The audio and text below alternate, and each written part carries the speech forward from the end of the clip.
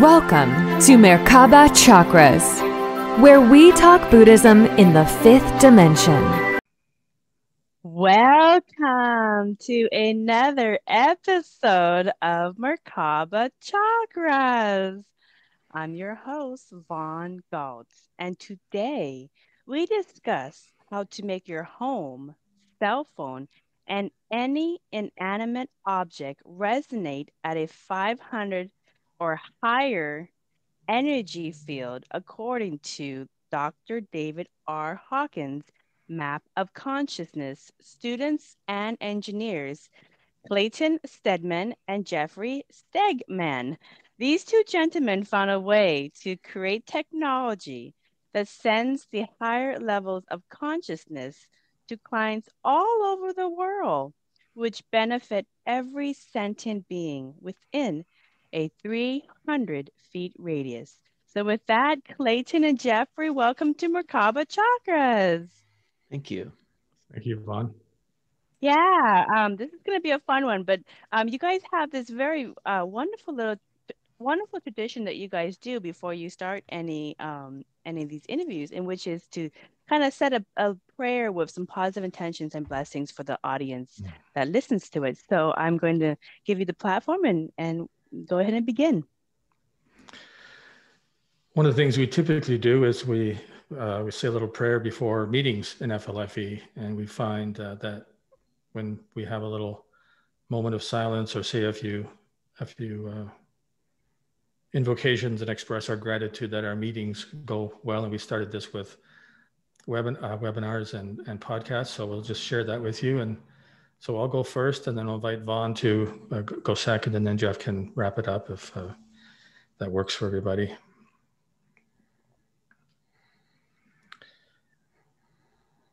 So recognize your presence, Lord. And as I do this, I increase my conscious contact with you. While this is occurring, I ask Archangel Michael to create a protocol of protection around myself, Vaughn, and Jeff, and all of you who are listening now or anytime in the future, so that we are aware of our own thoughts and can stay present with each other and the message that will be shared during this podcast.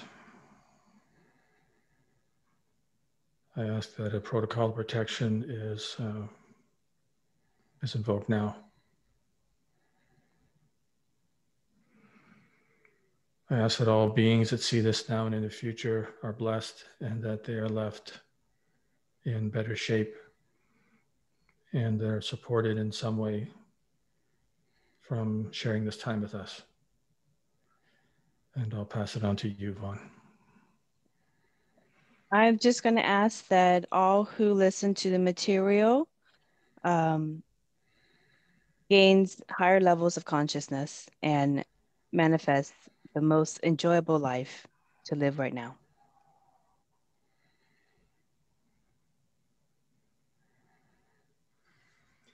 I'll just finish by expressing gratitude for all the support we receive in our lives, beginning with Mother Earth and this safe and perfect container for our evolution in consciousness, and to all the beings seen and unseen who support us in all ways. And we ask for support for all the listeners, as well as ourselves on this podcast, now and in the future, that all are supported in their lives as we've asked, and receive energy for their personal benefit during this podcast. And so it is. And so it is. So it is. That was beautiful, guys. Thank you for sharing that with me and with the audience. I love a little bit of good intentions before we set off to do anything. And as we know, with this field of work, it's all about the intentions that set forth the next best experience that you manifest for yourself. So before we get into the fascinating work, can you please tell us how you even got here in the first place?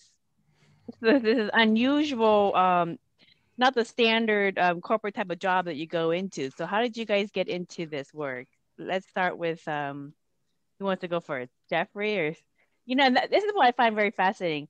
You guys could be like brothers because your last names are almost identical. Yes. How does that happen in the universe? Yeah, I don't know. It's interesting. Yeah, Clayten and I got to know each other through Dr. Hawkins' work, and Clayten had developed an assessment tool for people to develop their consciousness by using kinesiology to measure on Dr. David Hawkins' map of consciousness in various areas of our consciousness. I found it extremely helpful, and I really got to appreciate the kinesiology, the promise, and the delivery of the benefits of that, and the benefits of rising in consciousness in different areas, and how that really increases, my life, the quality of my life in different areas, and really seeing the difference. So we discovered, Clayten had discovered a technology. I'll let him tell more about that, but he brought me in to see the inventor and to experience it. And we were off on a journey of service projects around the world. But I'll pass it to you, Clayten. Yeah, Jeff and I met through a mutual friend who introduced us. Jeff has probably an unconventional corporate background, Vaughn, in that he was focusing, at least from what I've seen, on creating a high consciousness culture in his companies. And when I went down to visit Jeff once, as we were walking around, he was saying, "Oh, this is Fred. He's been here 32 years. And this is John. He's been here 37 years." And it was like, I don't know what the average was for that company, but it was like, I don't think I met anybody that wasn't there for 20 years. Mm-hmm. It could have just been the day, but that's just a reflection of the commitment to create an optimal environment for people to work in. They feel respected, and they're compensated well, and they stay around. So that was that's part of our shared interest, was in consciousness in different ways. Jeff's the one with the more of the engineering background. I think he supervises engineers in his businesses. Mm-hmm. And so he has that engineering mindset. Mine's more of a kinesiology background. I've done a lot of research into kinesiology and studied under multiple people. And Dr. David Hawkins' process is my go-to one. It's my favorite of all the ones I've studied. Yeah. Yeah. I mean, there's theta healing out there. There's Psych K. There's lots of different modalities that use kinesiology. Of course, nutritionists use kinesiology. Mm-hmm. Chiropractors use kinesiology. It's becoming more and more of a respected profession as it evolves. Right. And just for those out there who are going, what is kinesiology? I just call it muscle testing, but can you define kinesiology for people who are new to the concept? Yeah, muscle testing, or it's called muscle testing. It's called kinesiology. The specialty in measuring consciousness is sometimes called consciousness kinesiology. So the basic principle of kinesiology is that the body is connected directly to divinity. Mm-hmm. It's connected directly to the universe. And it has the potential to bypass the mind. And if you use kinesiology properly, which is basically positive thoughts or positive influences make the body go strong, mm-hmm. and negative thoughts or other negative influences make the body go weak.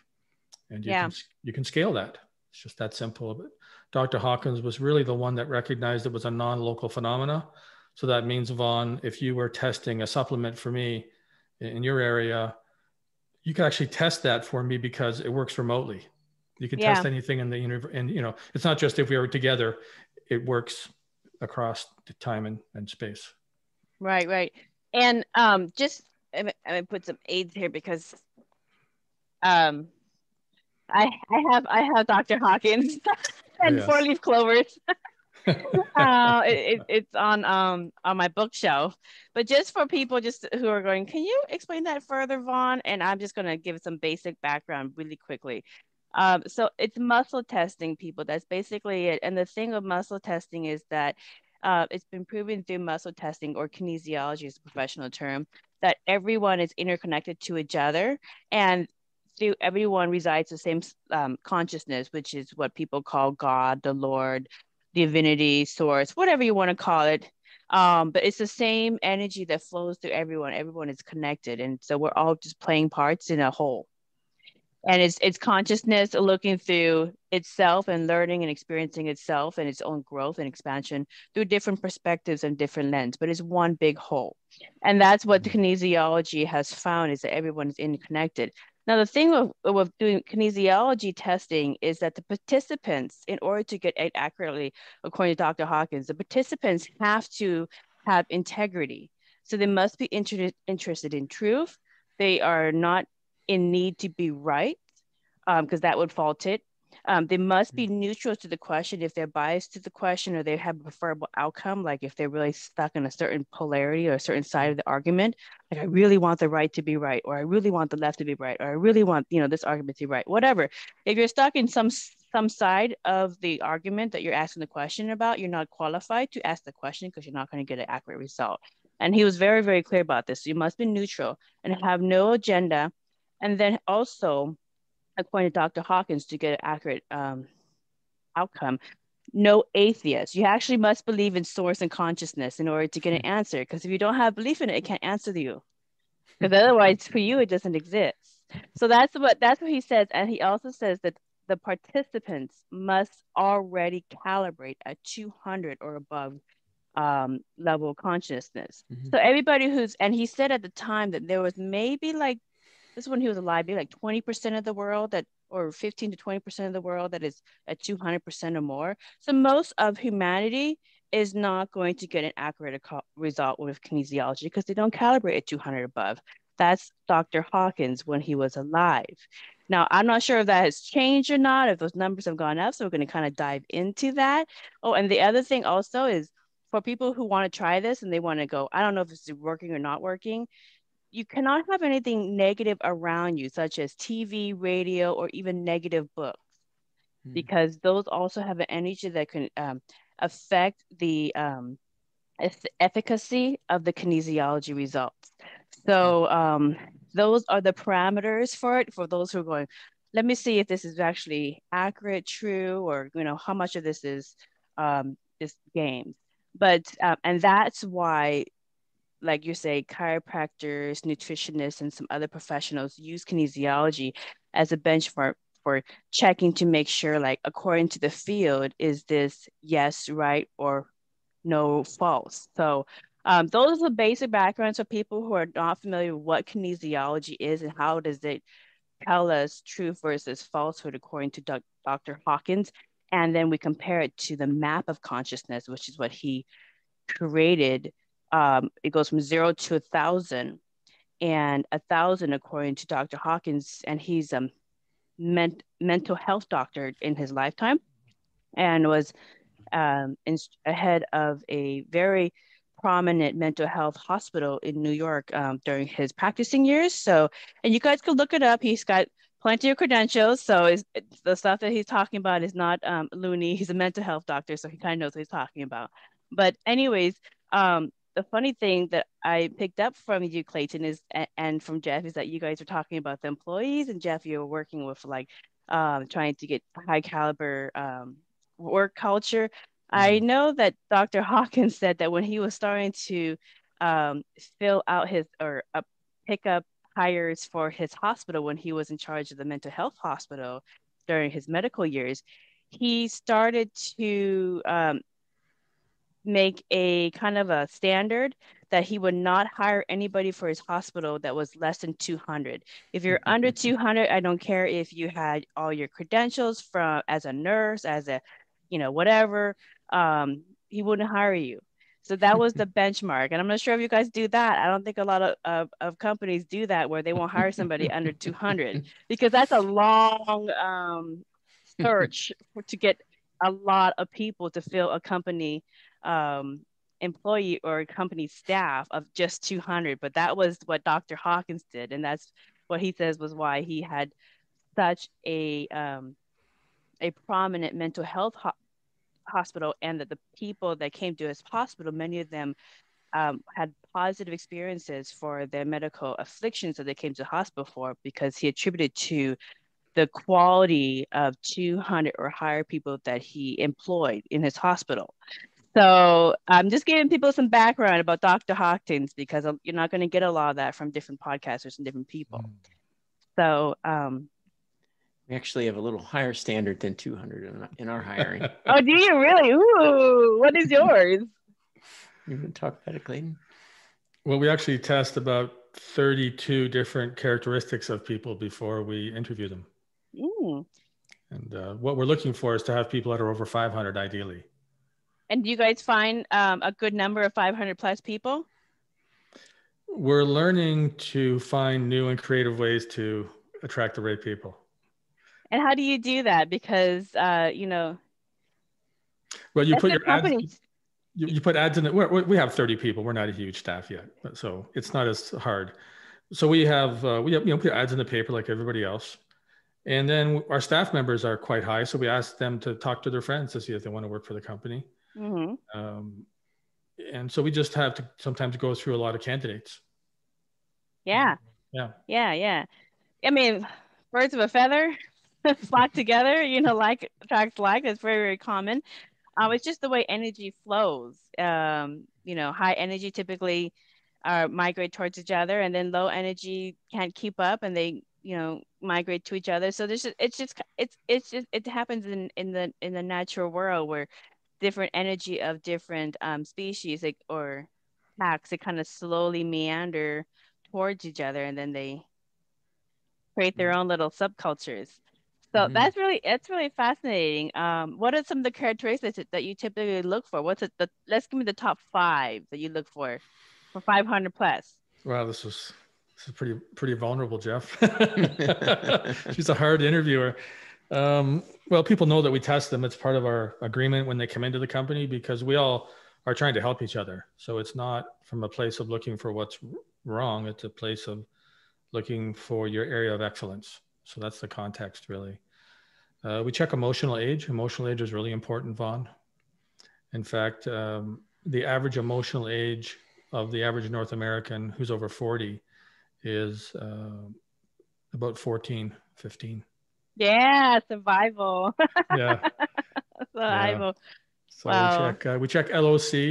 We check level of functioning. So the level of functioning is, level of consciousness, or LOC, is kind of like being, and level of functioning is like doing. So some people, you know, if you're in a work environment, you need to be able to function and get things done. And some people are quite high in their consciousness, that they don't function that well for some reason. The emotional age is really critical. And then we check the level of appropriateness. We have a job description, and we measure on a scale parallel to the Hawkins map of consciousness how appropriate that person would be for that role based upon their skills and the requirements of the job. So those are, and then we check them in different roles, like, okay, how would they be as a customer service person? How would they be as a free trial caller? How would they be at reception? How would they be, you know, in all the different roles in the company that we have. And then, so those are the top 5. And it's in the context of, you know, high consciousness business environment. In this case, FLFE, it's, you know, to have a loving environment. So above 500 is, you know, the level of love. So it's really a loving environment for people to work in, to, you know, have interactions with their colleagues, and really importantly, interactions with customers, because we have, you know, I think we have like 60 hours of reception where people can call in, FLFE people in a free trial, or customers can call in and talk to someone. And so having that loving person on the other end is really important, to either hold space for them, for what's, you know, for their evolution, what's happening for them in the high consciousness field, or, you know, fix things, you know, like changing addresses and things like that. So. Right. Well, that's amazing, because I've not heard of very many companies that use level of consciousness scales and kinesiology just to see if the candidates that are applying are of caliber. And do you guys do that with the podcasters that request interviews too?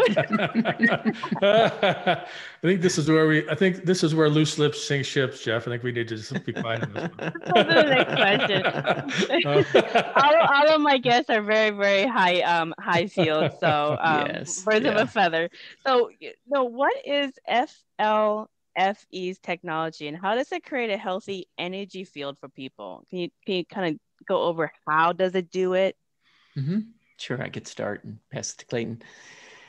Yeah, so FLFE is a consciousness technology, and we believe that technologies like this are starting to show up on the planet to really assist us to evolve.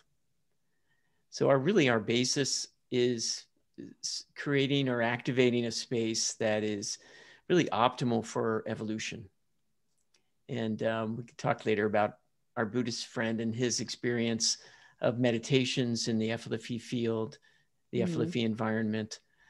So the way it works is, in effect, it's very similar to human consciousness and activating a field, for instance, in Reiki, or the use of mantras to create a meditative space, that activates a field. And it's similar to, say, the field that might be in a Buddhist temple or a stupa, where a place where there's been prayer and meditative and the pursuit of the evolution of consciousness, maybe for centuries. So that there is a machine or a device that it's a central system, the FLFE system. There's no device that goes to the customer's house. It's all done remotely. So with the FLFE system activates a very high consciousness field, a quantum space, a quantum resonance. And what we discovered through the inventors that Clayten came to know is that with a unique identifier like an address or coordinates or a cell phone, as you mentioned, an object that you have a photograph of, that you can create a quantum association between the FLFE system field and the remote place, or object, or thing. And that is an instant activation of a field, much in the way the human system activates a field. Like if you think of someone and you send them prayers or you send them loving thoughts, that you're activating the field, and they might think of you, right before you call them, right? So that we experience in that all the time, and that's really how it works. But let me ask you something. So I understand the concept of sending a signal from your machine that is of a certain frequency or a certain energy field level, and setting it to a longitude and latitude in terms of location. But how is it that if I give you a picture of like a wedding ring, for instance, how does that translate through the picture? I'll let you pick that up, Clayten. Sure. It's based upon the principle of unique identifier. So if you take a clear enough picture of the wedding ring, so we typically ask people to take a picture of the object, if it's going to be an object. And that's what you referred to with the 300-foot bubble earlier, Vaughn. Properties, the service goes to the edge of the property line, but on a mobile object, it's 300 feet. So if you take a picture with a white background, the object's on a white background, and if the resolution is high enough, all the unique scratches in that object, there's only one ring like that in the world. Even if you take it from a factory and they're making 1 million rings, every one is going to be slightly different. And so the way that this technology works, it is able to identify any unique, anything unique. So if an address is really self-evident, there's only one address in the world like yours, only one cell phone number. But with an object, it is the uniqueness of that object. It is able to identify that in all of existence, which is pretty cool. Yeah, and it's similar to doing Reiki, or where you need an identifier for the person, or even in like a prayer circle, like if praying for someone that's in the hospital, you need to know a name and some kind of identifier for them. And same, so if you're thinking of someone, like prior to calling them, you're kind of thinking of their essence in your mind, you know, you're kind of identifying them in your mind. And that's, that quantum association occurs from that unique identifier, as Clayten said, and that's how our system works. Okay, that's interesting. Okay, so, you know, like I subscribed to the service for a couple of months before this interview just to kind of test it out and see how it works. And, you know, I've been told by some people who used to use the service that it started making them feel ill or sick, or they had negative things in their life started to crop up. Whereas like I started it and my family, we didn't feel anything different. We felt okay already. So what's the difference? Why do some people have a not positive reaction to the new energy field and others have a reaction, and then others, it doesn't seem to make any difference at all? Mm-hmm. Can you explain those three groups of people in terms of responses? Yeah, and we have a very small number that have, you could call it a reaction. So if you think about it, you're activating a field. It's like if you went to, say, a temple, or you went to a healing place, like pilgrimage healing spot where people go to heal. So as you move into that field, that high consciousness field, things start to happen. So the body now has more resources than it had before. So what we're measuring, we measure the level of consciousness of the field. In the property, it's 560 or higher on the Hawkins map. So in that environment that is much higher than almost any environment that you would normally be in, there's just more energy available, more life force energy available to the body. So in some cases, the body will take that energy and start doing healing. And so there can be some healing, you could call it a healing crisis, or when things are moving quickly and healing, hydration is really important to carry away the waste products of the rebuilding or the healing that's happening. So that's, it's what they call a healing crisis, when there's things happening and there's maybe more waste products in the body than you're used to having. But the other thing that seems to occur in our evolution in these high fields is things come up for healing. So like, for example, if somebody were to subscribe, and let's say they fall in the bucket of customers who are saying I started feeling kind of really sick, throughout the subscription period, or I started having a lot of problems come up in my life. So is the energy field like bringing up the negative energy for you to work on and transmit and live and learn from, so that you can start being in a higher resonance and a healthier field? Is that what's happening for those people?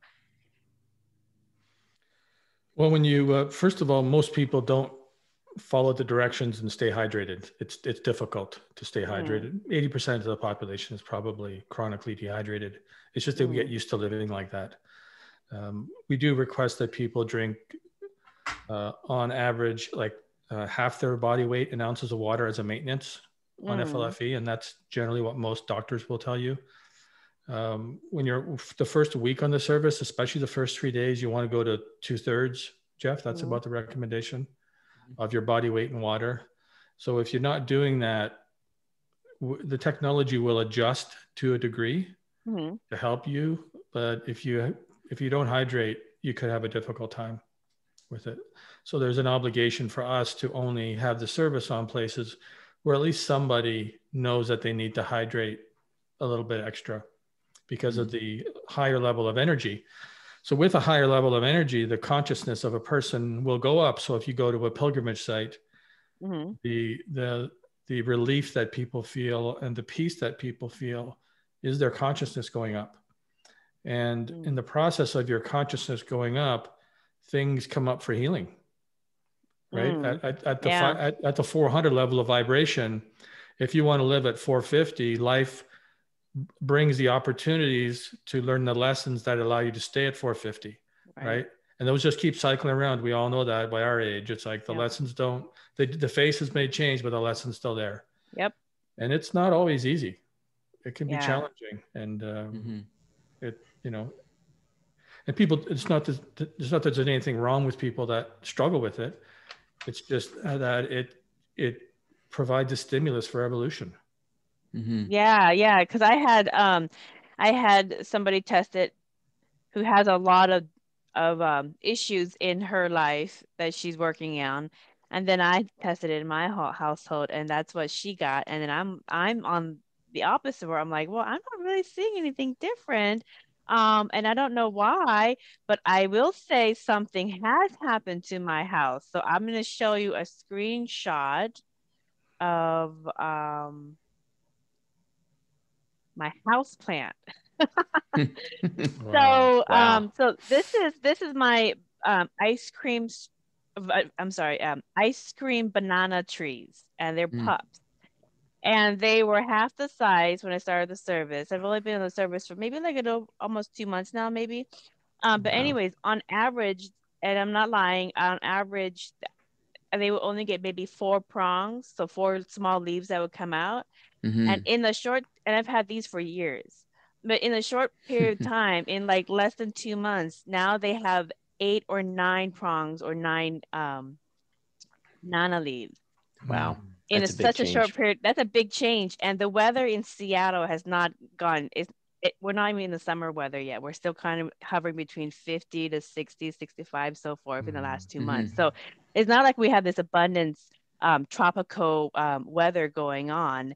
But that's the only thing that's changed. So for my household, myself and my family, we haven't noticed any changes in ourselves. So there's nothing negative coming up. There's no kind of illnesses coming up. I'm not having any kind of issues. So so if it wasn't for the plants going crazy, I wouldn't think there's anything going on. I would shut off the service and be like, this isn't doing anything for me. Let's turn it off. But my husband's immediately was noticing it too. He's like, these things are crazy. What's going on? Luckily, we have 9-foot ceilings, so we can have a banana forest in our yard or in our house. And that's perfectly fine. Maybe the house will smell like an ice cream banana tree. But I'm really looking forward to getting to that problem. So that's what I noticed. My house plants have gone crazy, although it has not done an effect on us. So I understand for my friend who tested it, that's what she got, that result, where she was having a lot of her personal issues come up. She was feeling kind of ill and all that kind of stuff. And I said the same thing. I said, well, in many research, oftentimes when you're healing or when you're raising consciousness, what will come up first are your problems. What will come up first are your issues with life, your issues with yourself, some of the pains in your body, because in order to heal, it has to heal the negative on up, that kind of stuff. So I'm sure it's something like that. And that's exactly what you're saying as well, with those type of reactions. Yeah. So our Buddhist friend, Lewis, the way he puts it is, it's an accelerator of karmic ripening and purification. That's what he's noticed. So, these things are coming up, whether it's in relationships or, just things we need to forgive ourselves about, and move forward, that those things were really noticeable in coming up for him. Yeah. In Buddhism, the concept of purification is not walk through a flame. Purification is really cleaning up your energy field, and what holds down your energy field are those your mama dramas, your past traumas, your unforgiven this and that, your unconscious behavior patterns that you continue to repeat in many different ways in your life that chronically come up for you in so many different ways to teach you the same life lessons, so you can learn from them, grow from them, and create anew without those unconscious patterns that create the patterns and the outcome that you don't want to experience. So that's our concept of purification. It's purification of your field. So I completely understand that. But now what about people like, because I understand some people, they're like, oh, everything's wonderful, everything's great. What about people who's already highly abundant and who's already, not really having anything come up, like myself and my family? So what do you say for that? Well, one of the things, I mean, if you're looking at your plants, so there's obviously more life force energy there. So if there's more there for the plant, there's more there for you. And it means that you may not have to compensate for a low environment with your own personal energy. So if you're at a higher level, that compensating for the environment takes energy. It takes a lot of energy. Is it that kind of like equilibrium? It's kind of... Well, it's just like if you're here and the environment's here, you're having to bring the environment up or bring yourself down, one of the two, So, or yourself comes down. So it's to maintain your level, you're compensating for the environment. So this FLFE environment creates a high consciousness field that just supports you in your own personal energy, just your day-to-day energy. So people that are having, so you got these different groups of people, you say, Yeah. So there's people that are maybe at a high level of consciousness. And I think our friend Lewis kind of fits into this. He'd done a lot of personal work. He's kind of advanced Buddhist practitioner. And he saw an acceleration of his work. Kind of like there was like a tipping point in the FLFE energy just really helped him move into a new level of his work. So I think that can happen. That's kind of, the high end of like, all right, I've got this support here, and, the connection and the meditations can increase. People find the mind quieting for their meditations, and they're able to connect and do their practices more easily. So just more highly abundant, just things flow much more easy, much more abundant, much more timeless. Are those the qualities that people... Well, we're seeing the level of consciousness rising. Do you want to talk about that, Clayten? Because that can have a real effect on people's quality of life and manifesting.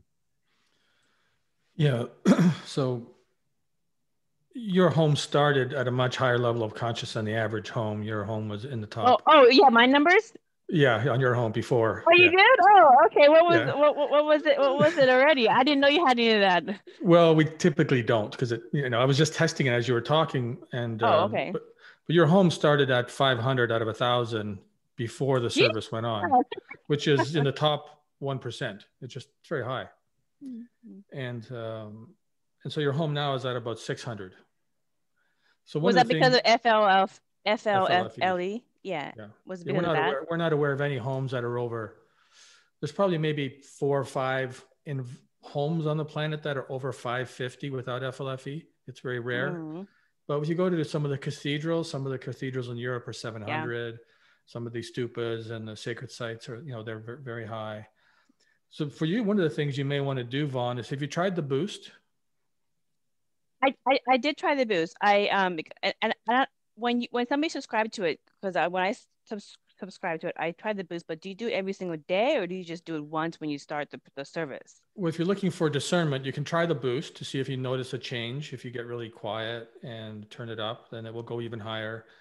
And you can also turn the service way down to 400 and see if you notice it when it's gone, because sometimes you only notice it when it's gone, or turn it off.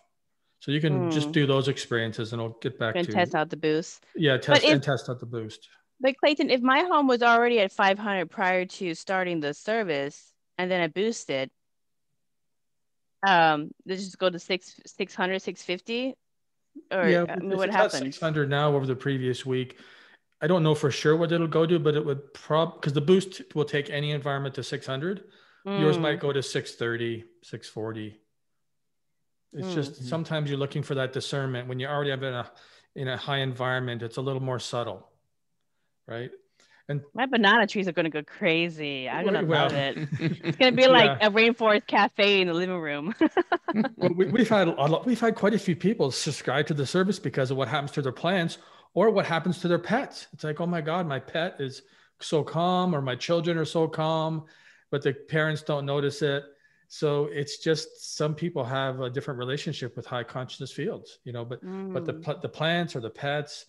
So what like, for example, with you, if you're not noticing it, your family, the positive energy, as Jeff said, might show up for you as a long-term anti-aging influence, because a higher consciousness field will tend to support the body to be more healthy and vital. So you'll age slower. Maybe some reverse aging will happen. We don't make medical claims, but that's just a classic sign of a high consciousness person in a high consciousness field. They're happy, radiant, and youthful. Yeah, I mean, yeah, I have no silence. It's really hard for me to notice that, because I don't have such a contrast, you know? Yes. Like if somebody had a contrast, okay, so for people who are looking at FLFE as a subscription service for higher energy field, and they obviously have a contrast between, let's say they're at 100, and then all of a sudden you pump in 650 LOC into their field or in their home, because they have such a contrast of their experience, they can notice the difference. But for people who there isn't that much of a contrast, if it wasn't for, like, let's say have the dog, or actually I don't have a dog right now, but the neighbor's dog comes over and sits at our porch all the time by himself. So maybe is that recent? That is recent. That is recent. Yeah. I thought it was just because because he's waiting for snacks from the kids. So because they like to feed him all of their snacks, and they would just feed him, and then he'll roll over and have a food coma, and then leave, and then come back again, I just say, stop feeding the dog. And I thought it was just because the he's trying to get the kids to come out to play, and then he'll eat the snacks that I typically give them. But yeah, he's the dog next door started coming over to hang out with us. And so it's funny that you said that about the dog, but I definitely noticed on the houseplants that the houseplants have been going crazy. But other than that, if it wasn't for those benchmarks, I would notice absolutely nothing different. So just for those who are going, I subscribe to service, I'm not feeling anything. I don't think anything's different. Get a house plant, put it in your home when you subscribe to the service, and then test and see, because then you'll have something outside of you that is also responding to the energy field. Yeah. So let me ask you this. So what effects does FLFE have if somebody lives at or near a magnetic portal point on Earth? Are you familiar with that? Like because you were saying earlier, like some stupas and then some cathedrals have high energy, and those typically are built on top of a high magnetic portal point, just kind of like electrical companies, water companies, they use dowsing rods to make sure that where they're going to set shop is at a very high magnetic field point on Earth. Have you guys ever looked to see what effects your service has on those areas?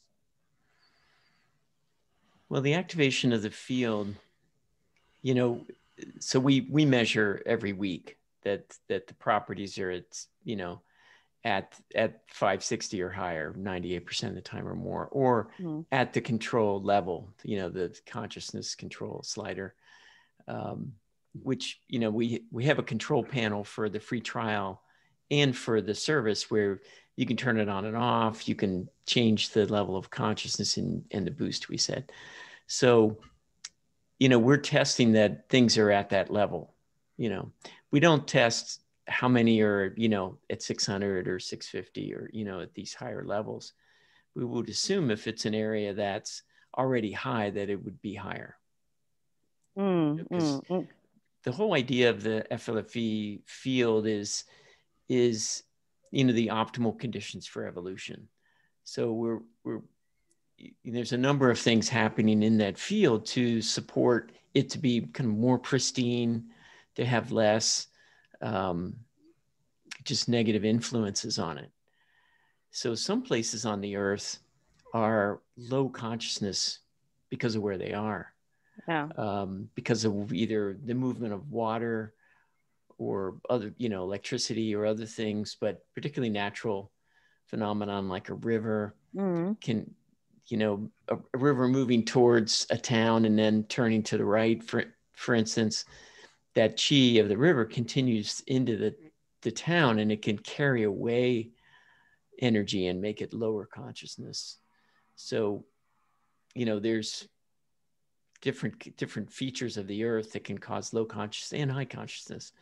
And so we in order to maintain the 560 or higher, we had to compensate for some of those low things. And we have special instructions for that in the service. Right. Now, why, Clayten, why 560? Why that number? Why not another number? Well, in Hawkins' work, yes, yeah, in Hawkins' work, unconditional love calibrates 540 to 600. 600 is peace. Mm-hmm. And we've done a lot of experimenting with level of consciousness fields, including kinesiology experimenting and research. And there's a sweet spot, and it's just about 560. And of course, we have a consciousness slider. You can slide it up to 570 if you want.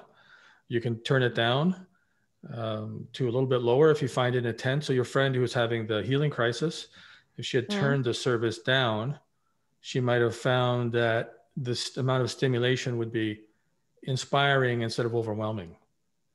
Yeah, right? So kind of like gradually go up for her. So if somebody is new to the service and they wanted to subscribe to it, and they are, you know, 560 is going to be such a high jump of contrast of energy for them, that because they're starting at much lower.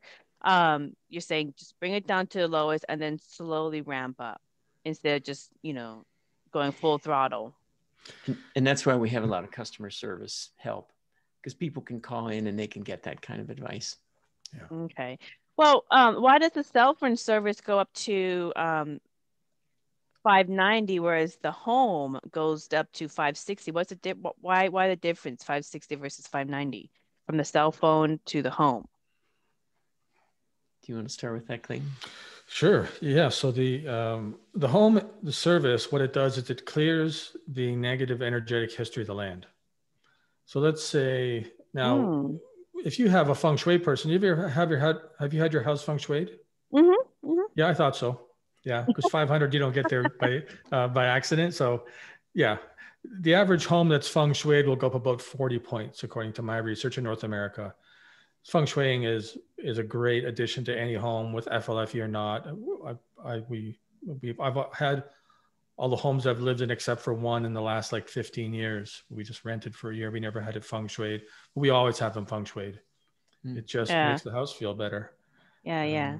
So with the home service, it clears the negative energetic history of the land. So if there was an argument, if there's people who argued a lot in the house before you owned it, that energy would be in the drywall, right? Because it's crystal, right? It's in the concrete.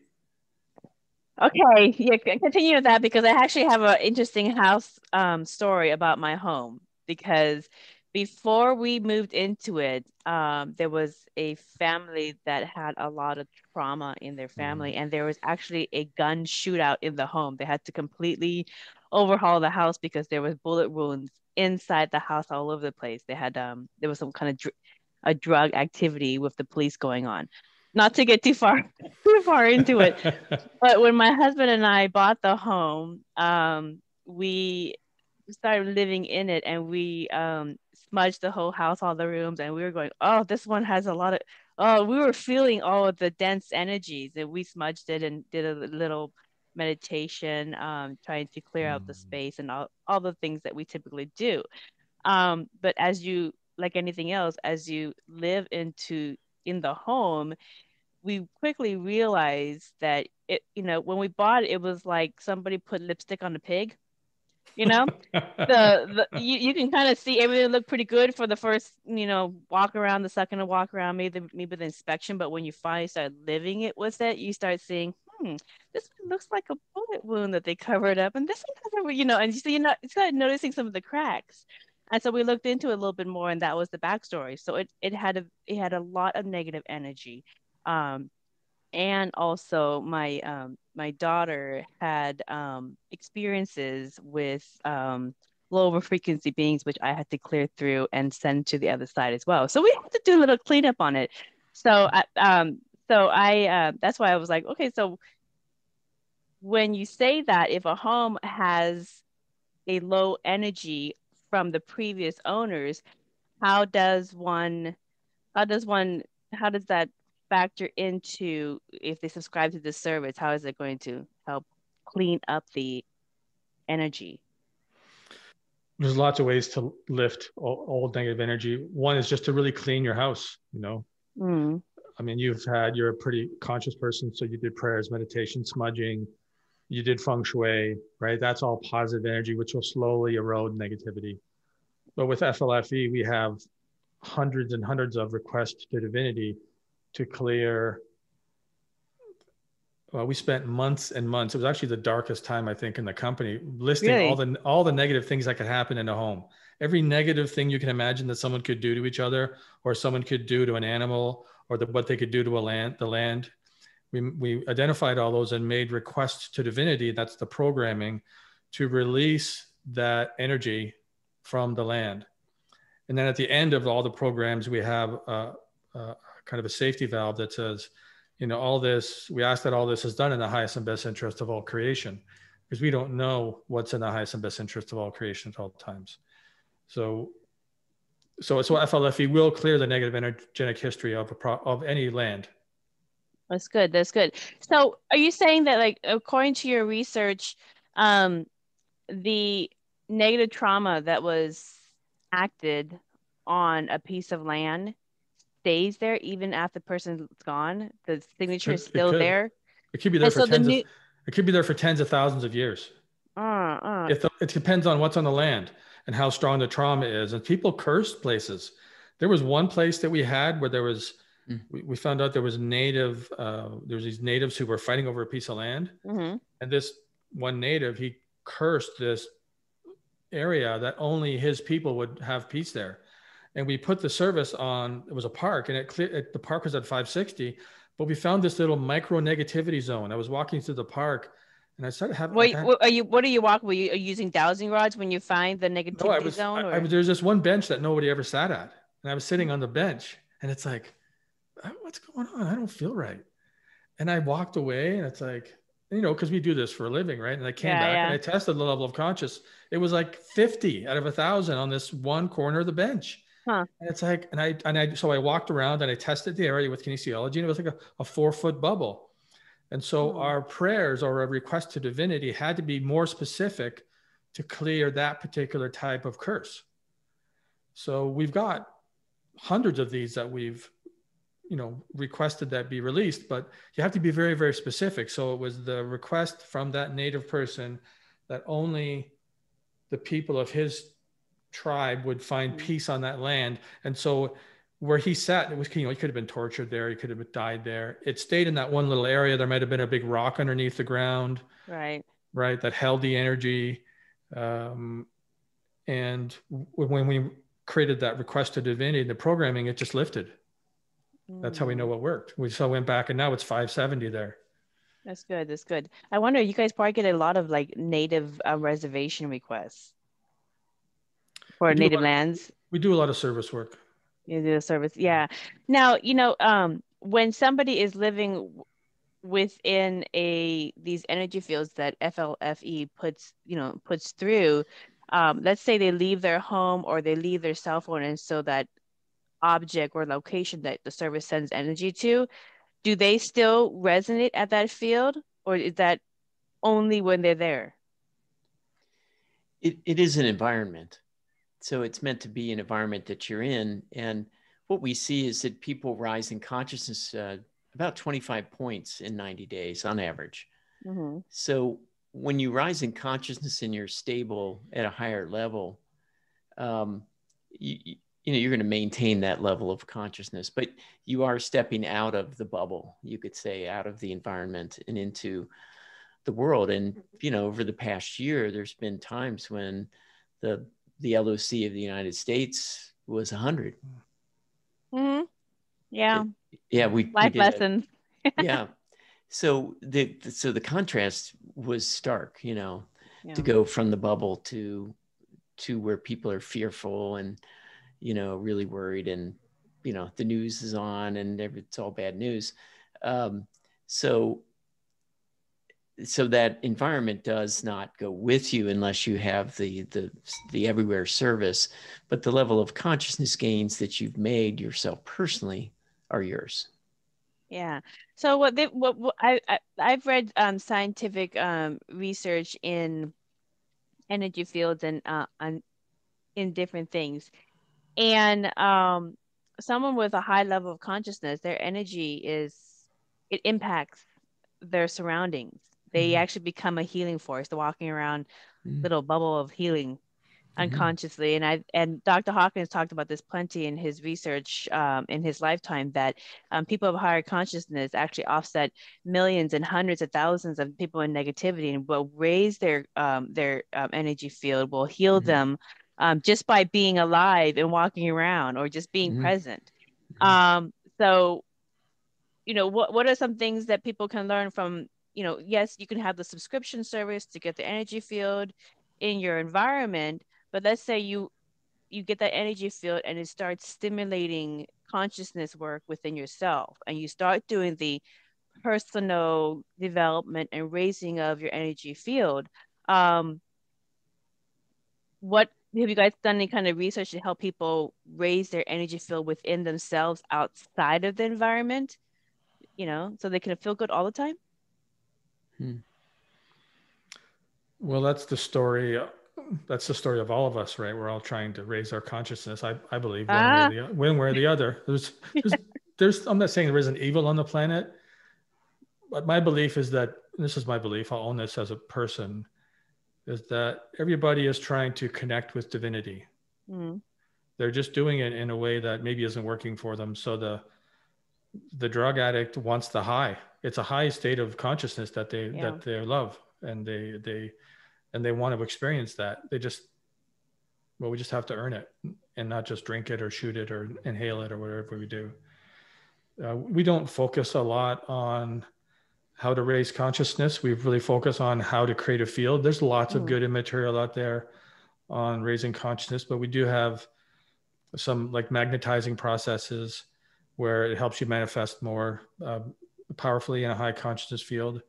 And we do have some meditations and things that are kind of classic approaches to being more at peace. And we likely will do more of that in the future. We're just focused on adding more value to the service and increasing the quality of the environment, and finding more of those micro negativity zones on properties, and creating the prayer to release them, so that people can have, a better experience in the home they live in and in the environment around them. Yeah, and it does.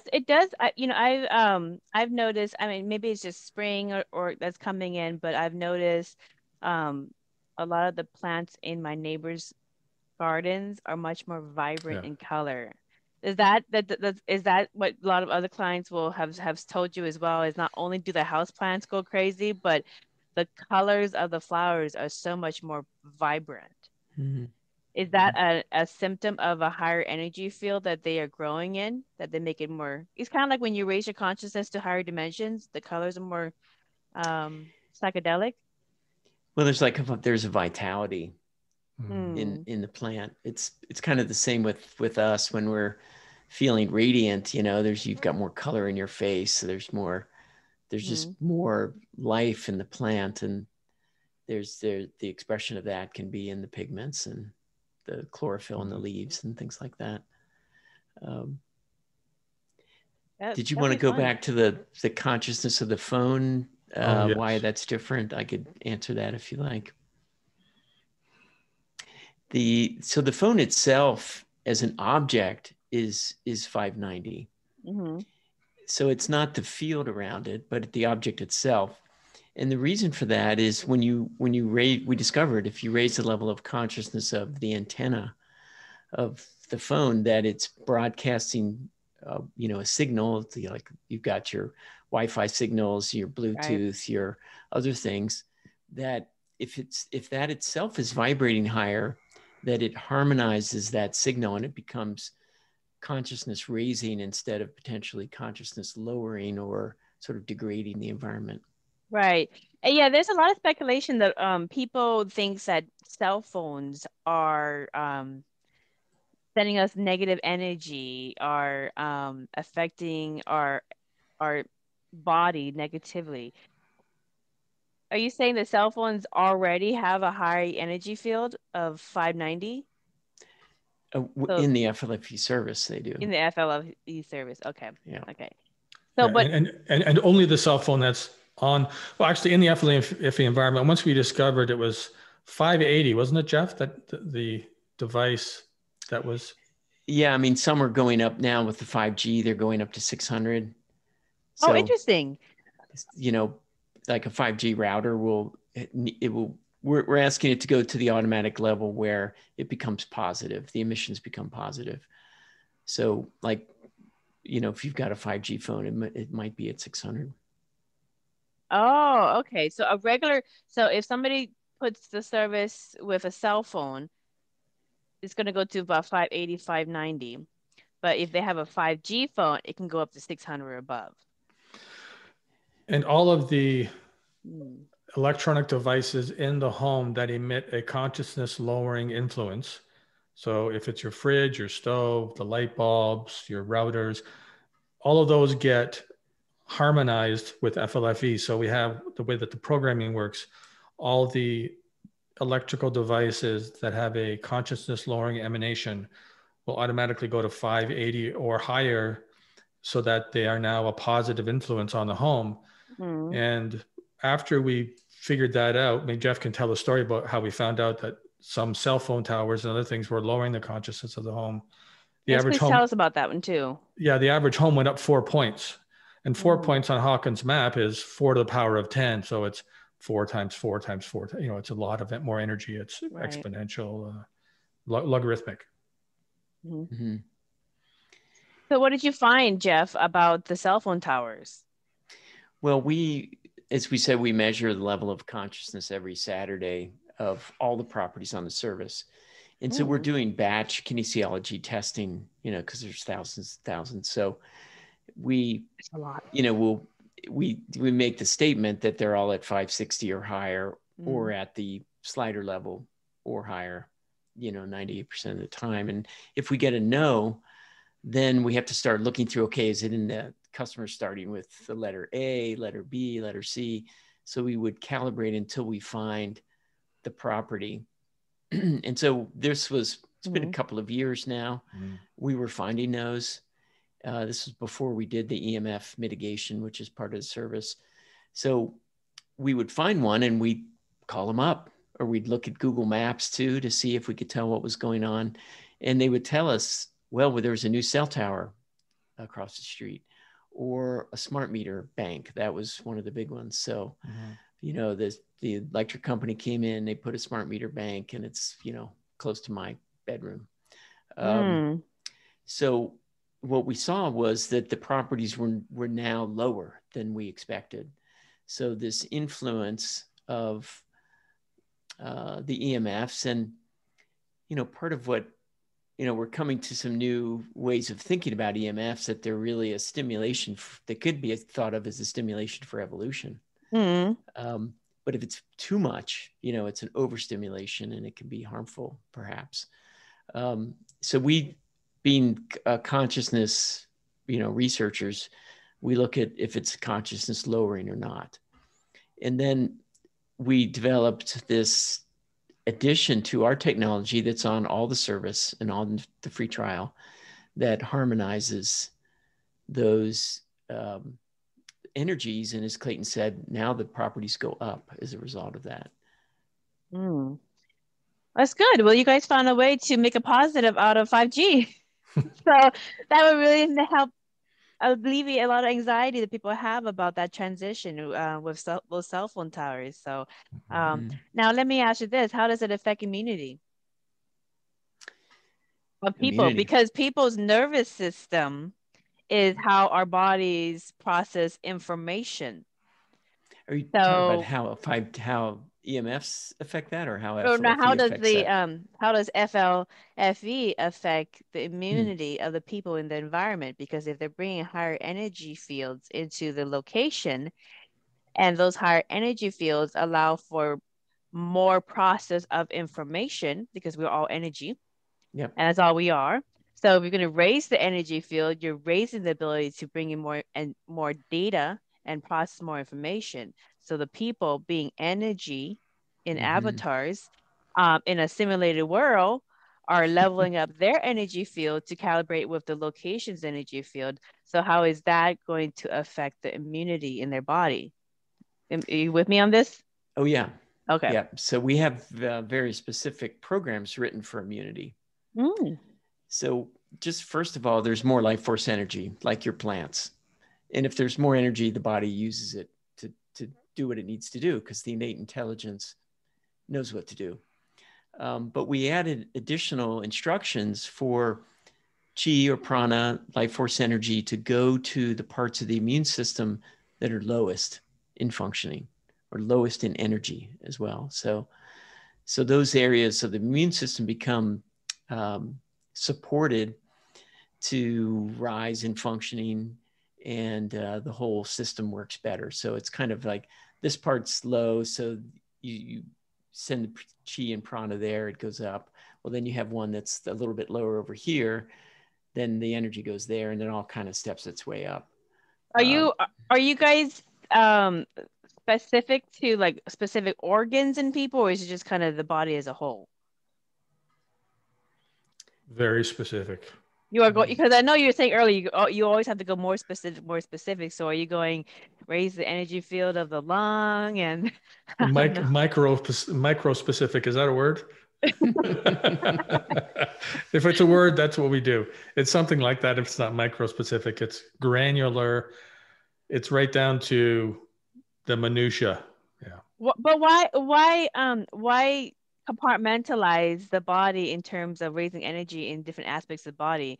Why not just see the body as a whole and just affect the whole? Well, we start with the whole, and that's the environment. Well, because the body takes in the intelligence, and the innate intelligence of the body is way smarter than us. So it will automatically do what it needs to do. And we found, just like in releasing that prayer or that curse on that land, Vaughn, the more specific the request to divinity, the more the body can utilize the energy.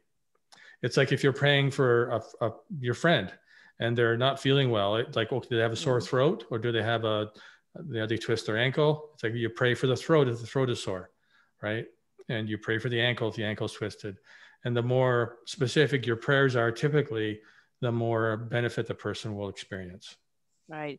Yeah. Well, this comes into another question, because I tried to give FLFE to a family member who is very narcissistic and very, kind of into her own dramas. And she said that I really don't want it, because that's how I identify with that trauma. I don't want to lose it.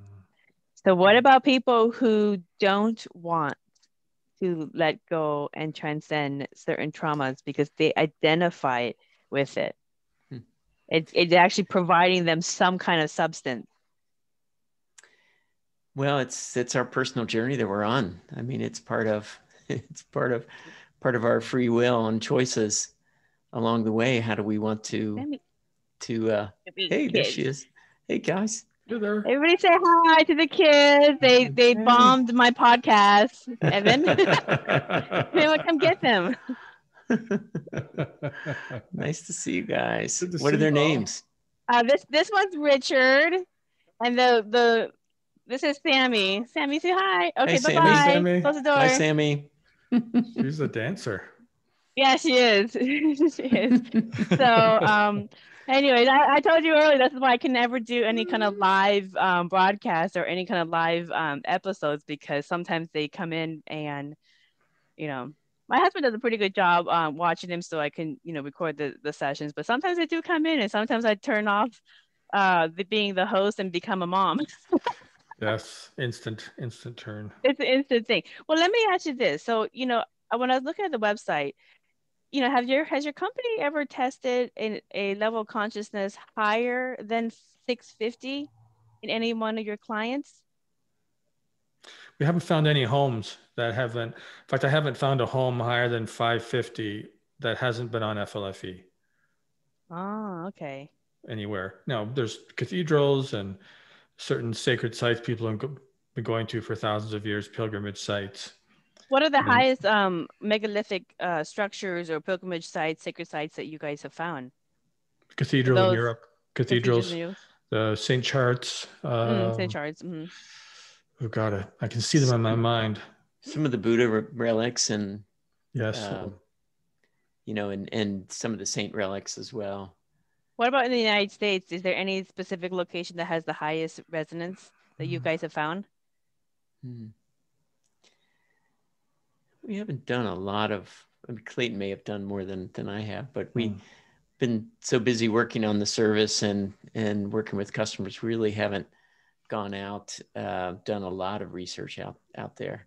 I mean, there are some cathedrals in the US, and of course it's places of worship, you know, that are positive, with a positive message of love and acceptance and forgiveness. Right. You know, they'll tend to be high. They tend to be high, but see that the Chartreuse Church, that is actually built based off sacred geometric proportions. And that's why it's already high, and it's built on top of a portal point that of the high magnetics of Earth, just like Stonehenge. So it has a lot going for it. It's already high magnetics and its field in that. And a lot of megalithic structures, or even like pyramids and sacred sites, are built on these portal points on Earth, where these high magnetics are already there. And if they build it with sacred geometry proportions in it, it amplifies that. Is that what you guys have found in your research? Because that's what I found in my research for another book project that I was working on. Yeah, absolutely.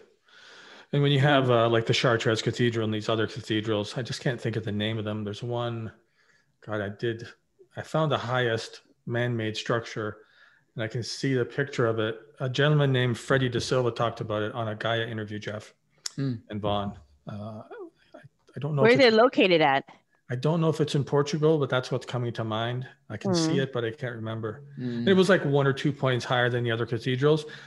But each one of the cathedrals and each one of the sacred sites, they have their own particular vibration. Some are for connecting with saints. Some are for healing the body. So, you know, they have like their own vibrational kind of specialty, if you want to call that. They have a general high field, and then they have their specialty, what they're known for. People are known for coming here and having this happen, or the gods, as they call them, or the saints, or the people that have passed over in that particular tradition will work with somebody to have an insight or a healing around a particular subject. Right. And some of the older, I mean, the North American culture is very old as well. It's just that it's not the same type of tradition. The natives would go to a certain place to pray on that land. And so it's a similar principle. It's just not, they found the places on the land, whereas in other societies, they would build a structure to honor that. It's just a different relationship.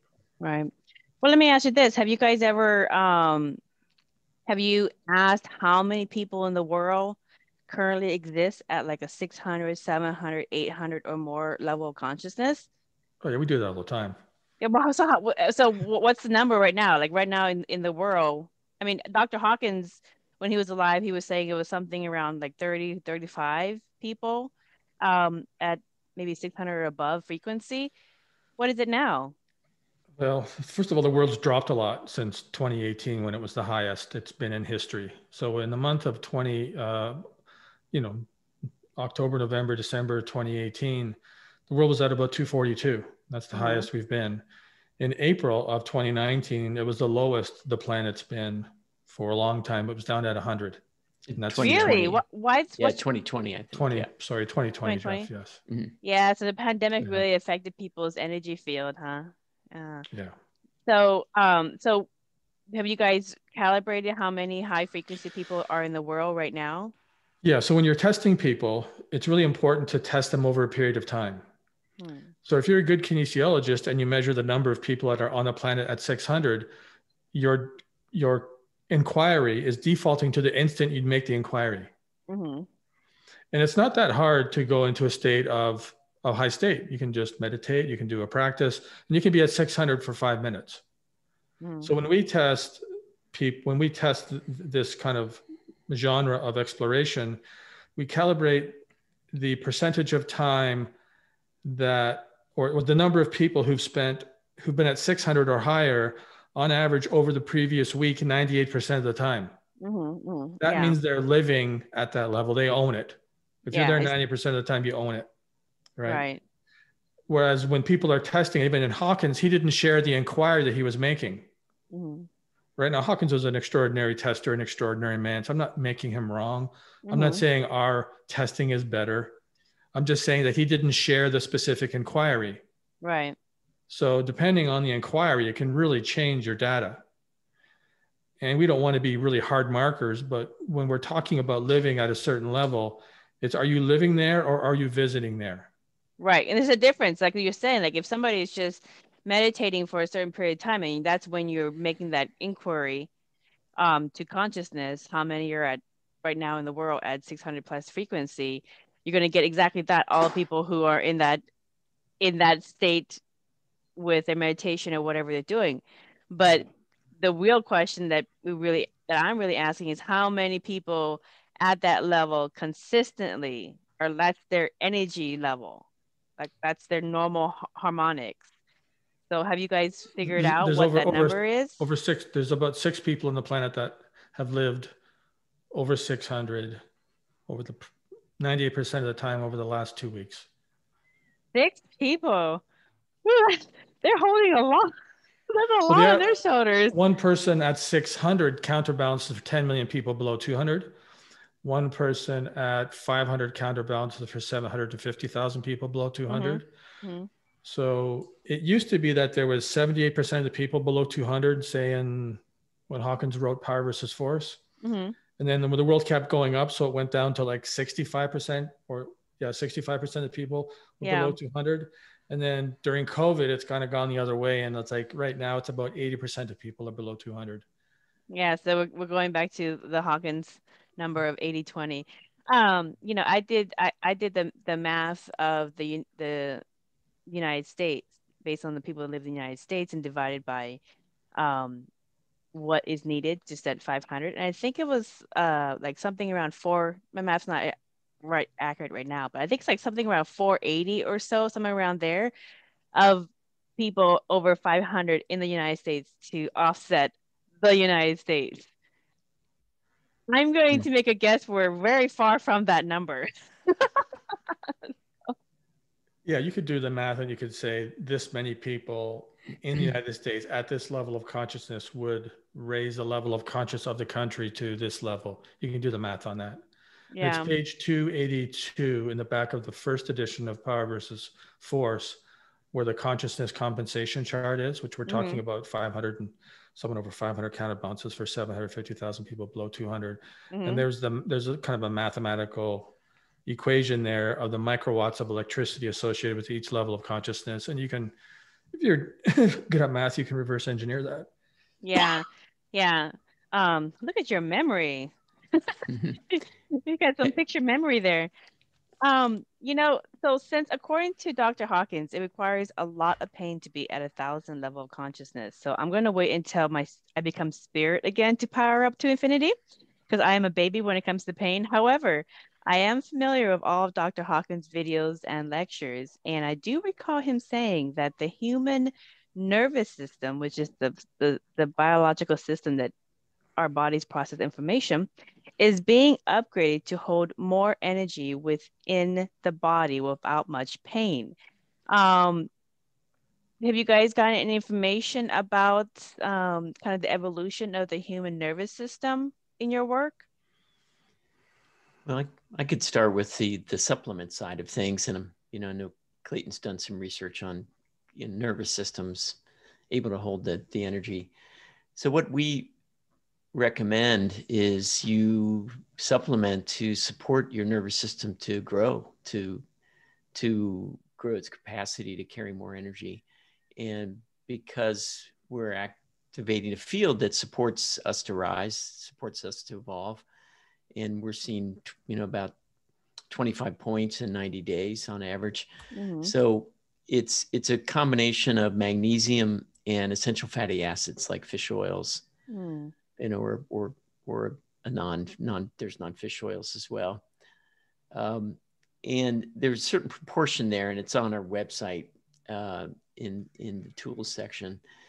And it's what we discovered later, we did our own kinesiology testing to come up with the ratio. Yeah. And what we discovered later is that Olympic bodybuilders were taking the same ratio in order to support their nervous system to carry more energy to do the heavy lifts.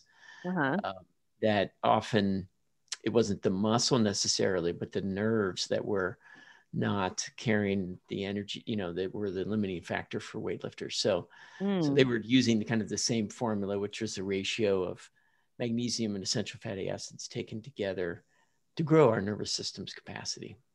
Okay. So take your vitamins, everybody. It actually does help. So now, the thing that I always found fascinating about Hawkins' work when it comes to energy fields and our levels of consciousness is that in his latter years, he actually coined that there's a branch of humanity that he calls Homo spiritus. Okay.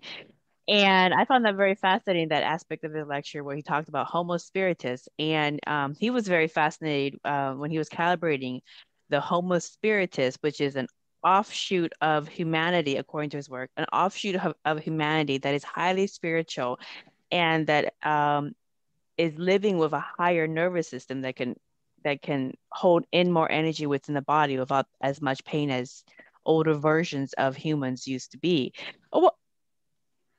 Have you guys, are you guys getting into this field of questioning in your research too? Is like where humanity are we going to be Homo spiritus? I mean, it's very fascinating. I found it very fascinating. And the other thing that was fascinating about the latter parts of Hawkins' questioning is that he found in his questioning of yes, no with divinity, that some people do experience multiple realities.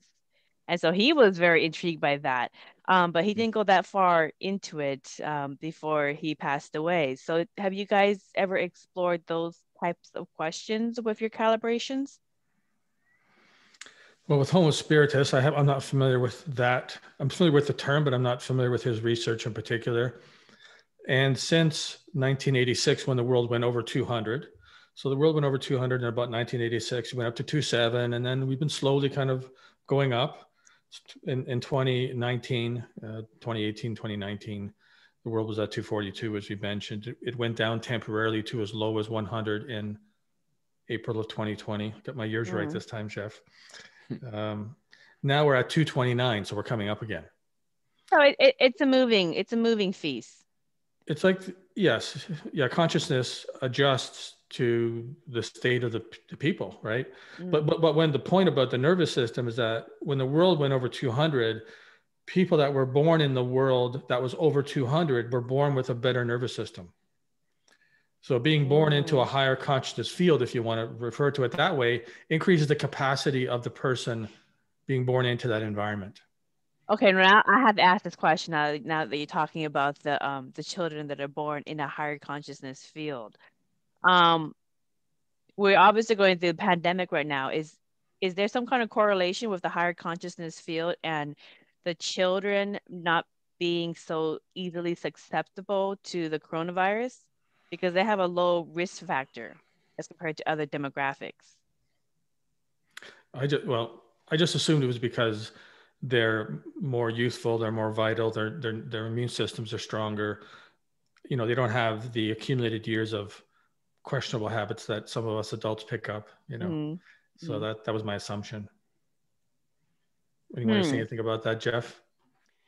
We haven't done any correlations with, the state of their nervous system and that, but it's an interesting concept. I mean, yeah, because Hawkins said it as well, that the higher the energy field, the people that are in the energy field are going to benefit from a more robust nervous system, more robust in the body. And then you guys are saying the same exact thing. So the data hasn't changed that when you are born into a consciousness field that is much higher, you're going to benefit from a higher energy field with a more robust body. So so that hasn't changed in this line of work at all. it would be interesting to see that the children that are born in these time frames, if you would look at the mortality rate or just kind of the illness rate or whatever kind of factors you look into health based off certain demographics, if there is a correlation between this time frame in history as in terms of level of consciousness and the generation that is born in this time, if there's a correlation to how healthy they are as compared to other generations before these levels. And there are a lot of factors. I mean, there's a lot of environmental factors happening as well, you know, with pollutants and plastics and EMFs and other things that can also affect that. But yeah, that is interesting. And we haven't done any testing yet about children born in an FLFE field. So I don't know how many we've had. But, that might be the next level. Yeah, because let's talk about some of your up and coming work that you guys are doing, because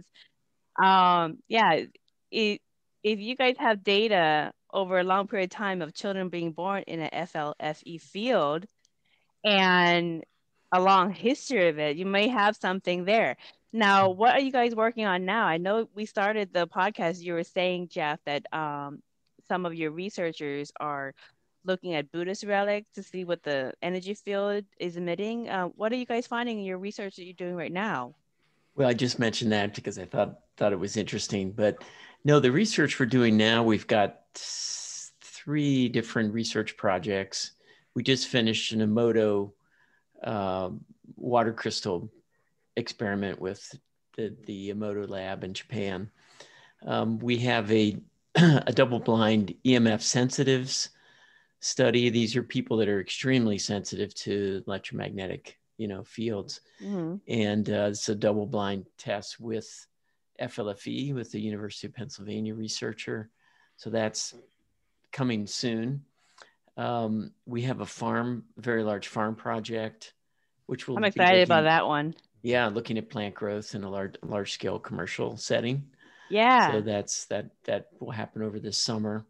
Yeah. And then we're working on a customer planned experiment where they would have a grow kit that they would have in their environment, and one they would give to a neighbor that doesn't have FLFE, and then enter that data on a large scale with lots of different controlled experiments.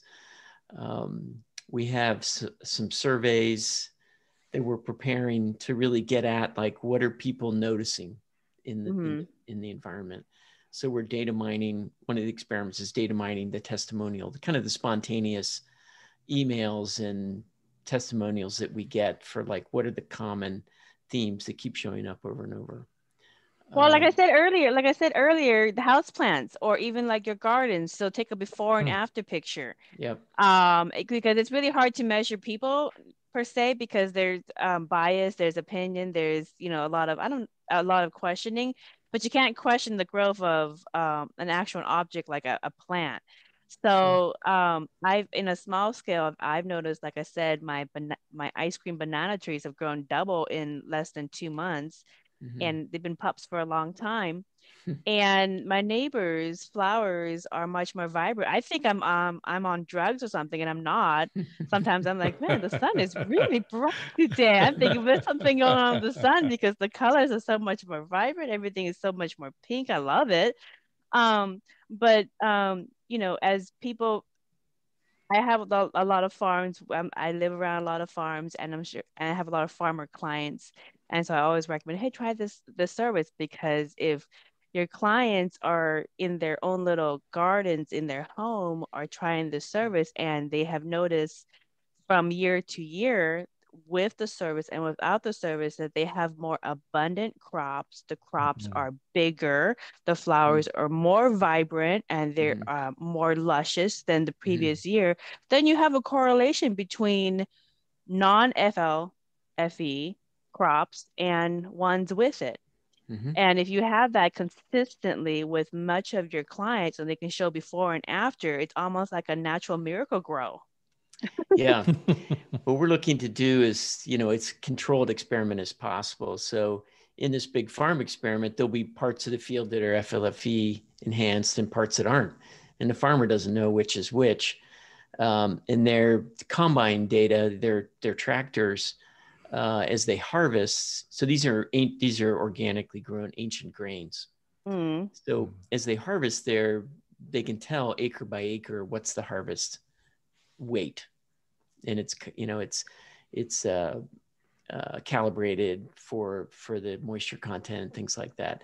So the whole field will be done, and there'll be an acre by acre yield, and we'll know which were the enhanced and which weren't, and so the experiment will be blind in that way. Are you still waiting on that data? Is that data still on the work? The planting starts next month, and then okay, so it hasn't already done yet. End of summer. That would be fascinating, because we love to feed more people with less effort. Yeah. And then the controlled experiment that we're doing for customers would be a grow kit with a light that you would put in a closet. And one would go FLFE, one would go not. And so the, identical amount of water, identical amount of light, everything else is the same. Where in a home environment, maybe it was a sunny month, or, it's south window versus a north window. So we're trying to get those factors out of the way to have sort of extraordinarily, clear results. And we're working with some top scientists on this. Well, that's exciting research that you guys are working on there. Clayten, did you have something you wanted to add? Yeah, we have horticulturalists and botanists and people of that caliber who send us pictures all the time about their gardens and their flowers. We've had one of them said, I'm thinking of starting a nursery and just putting FLFE on it because I think I have an edge over all the people in the area because things grow so much better. I mean, we have lots and lots of that. We have one, my favorite picture is this, it's a subdivision in Calgary, and they built all these homes and everybody got the same tree, right? In the back corner of their lot. You know how that looks, right? Yeah. And so there's this fence there, and you had this one tree, and then one tree, and then one tree, and then you had this tree, and it's so vibrant and big and beautiful, and it's on the FLFE property. And all the other trees are like this, they're okay, but this one is like twice as big, and it's been 3 years, right? But it's twice as big now. And so we have lots of what we call anecdotal evidence, but we're really looking for something where, like, this farm is 4,500 acres of organic. We're going to have seed with germination rate. Like, we've done some studies on our own. We had a 24% increase in germination. We had a 30% increase in the size of the plants in 30 days. Well, let me ask you something. What about modified seeds, genetically modified seeds and food? Did they purify them of the modifications in this field? Haven't done any research on haven't done any of that. Try some of that. That'll be interesting. X factor to kind of put people at ease. So they have the Puyallup Fair here in Seattle, and my favorite is to go and see who got the biggest pumpkins. Oh, the pumpkins! Oh, man. The pumpkin contest. Yeah, and you see some enormous ones. So you farmers out there who's trying to find an edge on each other so you can have the biggest pumpkin for the fair next year, get this service on your property and make sure you have a big enough haul to be able to haul that thing to the fair. So it's going to be so much fun. Well, let me ask you too, do you guys have a last message that you want to leave people who are, trying to create a fifth dimensional and higher world with source, whether it be energy healing centers, organic farms, energy practices, or just, anything at all? So what last message do you want for these high vibe people who are trying to build that high vibe world that we want to and are living in? Well, I could start. Well, you could experiment. You could join us in experimenting with high consciousness fields, and the free trial, there's no credit card. It's just a gift to you. It's 2 weeks. So you could just try it. And we have a control panel. You can turn it on and off. You can turn it up, turn it down, do the boost. So, join us in experimenting with your evolution, stimulating your evolution. And we'd love to hear from you. For me, we want people to trust themselves. We want you to be more free as a result of interacting with us.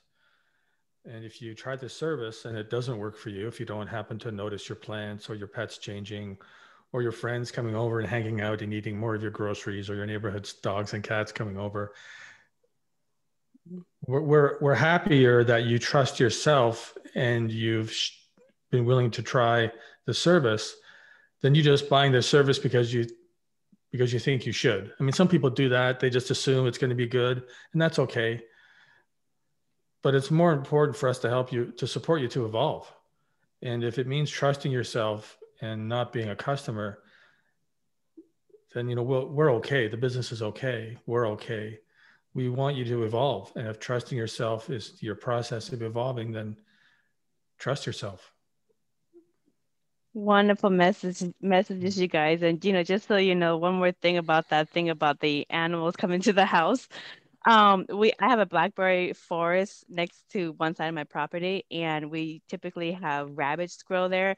I think this spring, the last 2 months, I've had more rabbits popping out of the ground than before. And there's more people stopping in front of the house to look at all the little baby rabbits come out. It's almost like a celebrity house. And I'm like, yeah. Hey, and it's attracting one particular coyote that comes over for food. So now we have to get a bigger fence. So we have a whole new set of problems with all this abundance. So, Jeffrey and Clayten, thank you for creating FLFE for all people all over the world to use and subscribe to. I love presenting various ways within and outside of Buddhism for people to make a connection to the subtle energy of the universe within each and every one of us and outside of each of us. So FLFE makes it even easier by sending these higher energy fields to subscribers with their technology. And we all have to do is match it in our human aura fields. So for more information for FLFE's offerings, please visit their company website, which is FLFE.net. And thank you kindly to our listeners for listening to another enlightening conversation. Until next time, blessings.